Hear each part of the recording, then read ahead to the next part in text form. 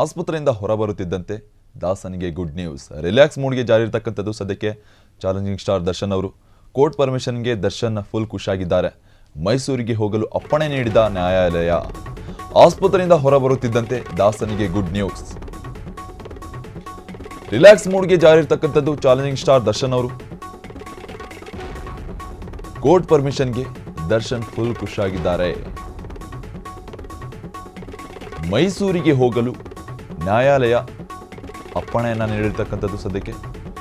ಮೈಸೂರಿಗೆ ತೆರಳಲು ಸೆಷನ್ ಕೋರ್ಟ್ಗೆ ಅರ್ಜಿ ಹಾಕಿದ್ರು ನಟ ದರ್ಶನ್ ಅವರು. ದಾಸನ ಅರ್ಜಿ ವಿಚಾರಣೆ ನಡೆಸಲು ಸೆಷನ್ ನ್ಯಾಯಾಲಯ ಈಗ ಅನುಮತಿ ನೀಡಿದೆ. ತಾಯಿಗೆ ಕ್ಯಾನ್ಸರ್ ಕಾಯಿಲೆ ಇದ್ದು ಅವರನ್ನು ನೋಡಬೇಕು. ಮೈಸೂರಿನ ಅಪೋಲೋ ಆಸ್ಪತ್ರೆಯಲ್ಲಿ ಸಲಹೆ ಪಡಿಬೇಕು.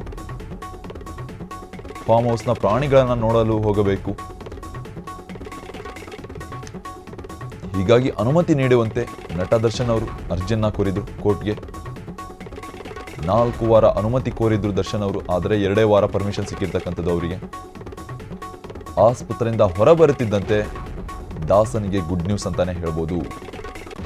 ರಿಲ್ಯಾಕ್ಸ್ ಮೂಡ್ನಲ್ಲಿ ಸದ್ಯ ನಟ ದರ್ಶನ್ ಅವರು ಇದ್ದಾರೆ. ಅಷ್ಟೇ ಅಲ್ಲ, ತಮ್ಮ ತಾಯಿಗೆ ಏನು ಅನಾರೋಗ್ಯ ಸಮಸ್ಯೆ ಇದೆ, ಅದಕ್ಕೋಸ್ಕರ ಮೈಸೂರಿಗೆ ಹೋಗಲೇಬೇಕು. ಅಲ್ಲಿ ಹೋಗಿ ಸಲಹೆಗಳನ್ನು ಪಡಿಬೇಕು. ಅಷ್ಟೇ ಅಲ್ಲ, ಫಾರ್ಮ್ ಹೌಸ್ನಲ್ಲಿರೋ ಏನು ಪ್ರಾಣಿಗಳಿದೆ ಅದನ್ನು ಸ್ವಲ್ಪ ವಿಚಾರಿಸಬೇಕು. ಈ ಎಲ್ಲ ಕಾರಣಗಳನ್ನು ಹೇಳಿಕೊಂಡು ಸೆಷನ್ ಕೋರ್ಟ್ಗೆ ಅನುಮತಿ ಕೋರಿ 4 ವಾರಗಳ ಏನು ಅನುಮತಿಗೆ ಅರ್ಜಿ ಹಾಕಿದ್ರು ನಟ ದರ್ಶನ್ ಅವರು. ಆದರೆ ಅವರಿಗೆ 2 ವಾರಗಳ ಅನುಮತಿ ಅಂದರೆ ಪರ್ಮಿಷನ್ ಸಿಕ್ಕಿದೆ.